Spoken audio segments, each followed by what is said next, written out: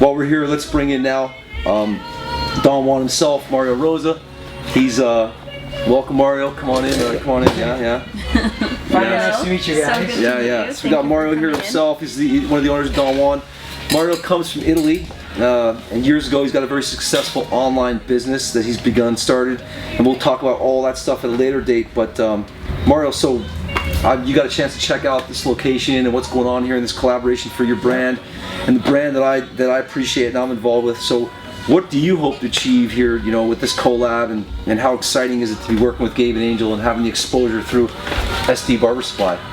Alright, so first of all, I'm very excited to see my products on the shelves. Yeah, you gotta be. Yeah. After all that work and you see it come on shelves finally. Exactly. It looks good too, by the way, nice and flashy. And we talked about the performance, some of the ingredients, and Angel touched on that, Exactly, yeah. So, as she said earlier on, our goal, that's me and my business partner Davide, which is in Miami, couldn't make it over here, on the West Coast.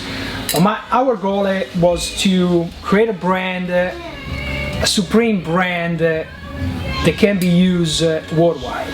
The reason why we have such a variety of different products with different scent, we actually tested with people from different ethnicities, that are accustomed to different flavors.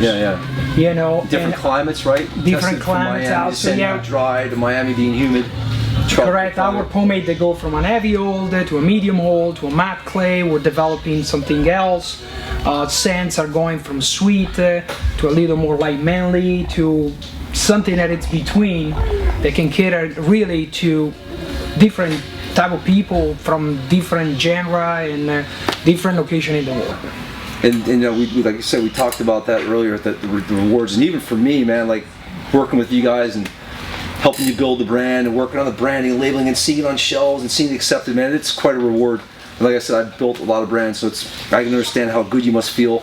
And once again, being tied in with these guys. So, okay, well, you started to mention products, and obviously this interview and this conversation, we want to have you part of it, but it's more about Gabe and Angel and what they've created here. But while we got you here, tell us quickly what's inspired you to create Don Juan. I mean, you guys have worked you and David have worked in the men's grooming business. We call men's fine grooming business. We call Don Juan supreme men's grooming products, right? Yes.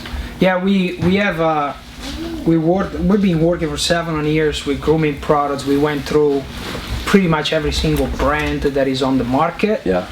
And after all this, checking and analyzing and everything, we finally decided to develop something that was much better than what's on the market. And that was mainly what inspired us. Well, first of all, because we want to take pride of our own product instead of advertising and selling other product.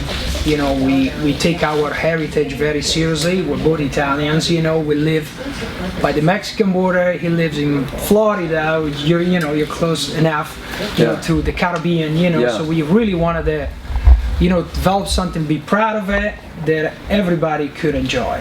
Yeah, and it's perfect because we're I'm leading into this whole thing. You talk about, we talked about it earlier, guys, the culture, of the cultural side of it, and you mentioned how you appreciate that, and I have some involvement in Don Juan and interest in Don Juan and seeing it successful. So I hear on the international side, it's been getting some great global recognition, some great traction beyond the U.S. market. So what kind of foreign lands, if I was somewhere and wanted to find Don Juan, where could I find Don Juan today, and what countries? We are positioned in a few barbershops in Mexico, in Costa Rica, in Chile, in Colombia. We have some customers in Colombia, Taiwan, Hong Kong, Singapore.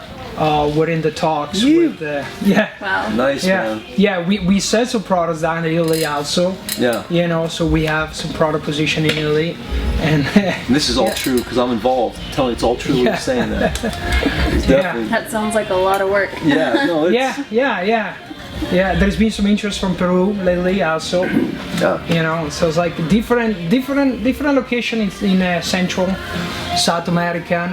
We're working with Europe right now a little more. So, Mario, you were talking about the products. We talked about the international stuff, and you get past the product, you get past the performance of it, and you got to sell a brand. You got to build a brand. We all know it's about marketing, and that's part of what attracts people to the brand is marketing. And you see all these different campaigns out there, but what is going on here, dude? What is with the what is with the Lucha Libre mask, man? What is going on, man? You know, Yeah, this is something David we've been Angel's working looking at on this it thing too. We've been talking since about the beginning. Yeah, We actually have a luchador, yeah. you know, that we endorse. You know, this is our Don Juan luchador. You know, he So, just- so like people have brand ambassadors and people have endorsers and athletes and celebrities, and you guys got We got Don Juan's Luchador. you got Luchador, okay? yeah, who's got a luchador is very few. I don't know. I don't know. But so I mean, I dig it. I mean, And not just a luchador, a kick-ass luchador. Yeah, yeah. I mean, I dig it. It's That fun. looks good on top It's of that. humorous, but is this like, okay? Let's go further then. So is this part of your personality? Do you actually watch Lucha Libre on Sundays? Do you follow it, or is it just a marketing move? Is it all the above? What's going on, man? I don't watch it regularly. I'm fascinated by it. I'm Yeah. fascinated by the whole like lucha culture that goes behind. Okay. I was actually very turned on after I saw Nacho Libre. I really dig that movie. I was like, you know, I mean, I like WWE. No, actually, was back in the day. Was it called? It wasn't WWE. It was, WWF. WWF. Yeah. Growing up as a kid, I watched a lot of those, but I think the luchas are much cooler, man. Yeah, they and got like the you said, mystery behind it. Oh, it's almost timeless. I think the Lucha Libre led to WWF, right? I mean, that was like before WWF. That Luchadores is going around forever, right? I mean, it's timeless. Yeah, they're probably older than the whole WWE and WWF type of deal. I mean, I'm sure. I'm sure it's like it's attracted my eye and everyone else's eye. I'm sure it's going to be a big hit in the campaign, and we'll capture some audiences. So it's in the works. A fight is in the works. Like first fight. Fight is in the works. Are you fighting him or what? Who's going to fight him? No, me. I will have to. Eat So I way mean, more I time. see the mask. You got the mask in your hand, but I know the thing doesn't sit on your hand the whole time. So like, there's clearly a Don Juan luchador. And is this guy coming to the barbecue? Because that's what everyone wants to know. Is that guy going to be at the barbecue on November 20th here at San Diego Barber Supply? We're trying our best. He's a very busy guy. He's a busy guy. You know, he So when trains he's a not lot. when he's not We're fighting trying our crime. best. It's in our intention to have him at the barbecue, but obviously when you're at this level, When he's not fighting. All right. Well, I dig it. Well.